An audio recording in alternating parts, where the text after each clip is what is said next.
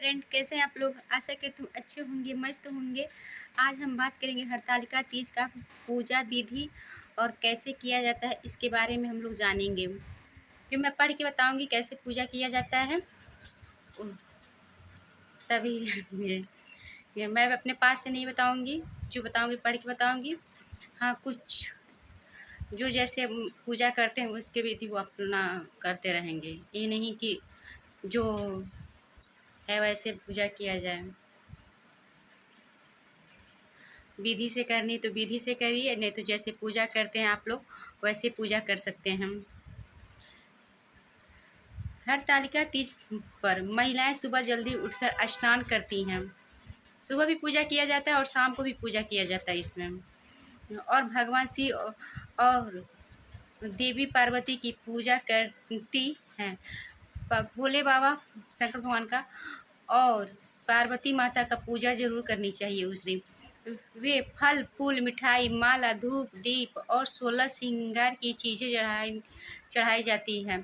16 श्रृंगार के सामान भी चढ़ाई जाती है, जितना व्यवस्था हो जाए उतना। अगर नहीं व्यवस्था हो पा रहा है तो सिंदूर जो इम्पोर्टेंट है वो सिंदूर बिंदी चढ़ा दे तो भी सही है। नहीं तो चूड़ी बिंदी काजल जो जितना आपका सामग्री हो सकता है, अपना व्यवस्था बन जाए खरीदने के लिए उतना चढ़ाई। वस्त्र भी चढ़ाते हैं लोग, वो भी चढ़ा सकती हैं आप लोग, इसमें लिखा भी है। फिर से मैं एक बार और बता दे रही हूँ। फूल फल मिठाई माला धूप धूप मतलब अगरबत्ती, धूप बत्ती अगरबत्ती दिया और 16 श्रृंगार की चीज़ें चढ़ाती हैं।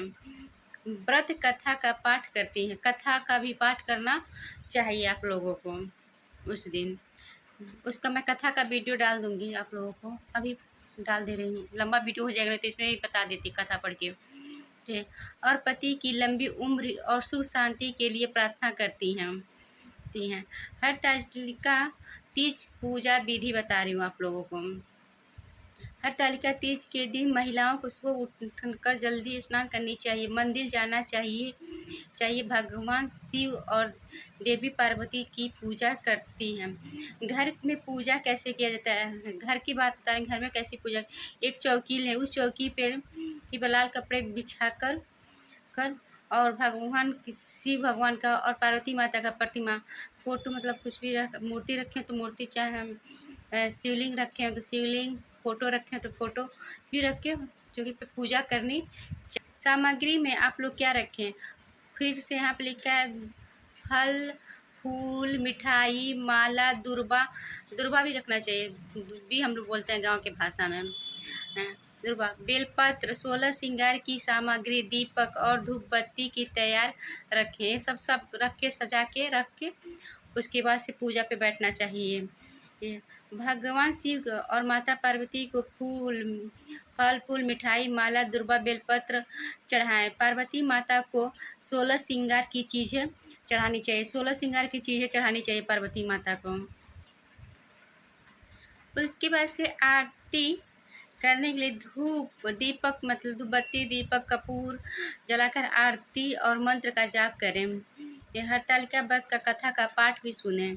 प्रार्थना करें भगवान से लंबी उम्र के लिए, पति के लंबी उम्र के लिए और सुख शांति के लिए भी करना चाहिए।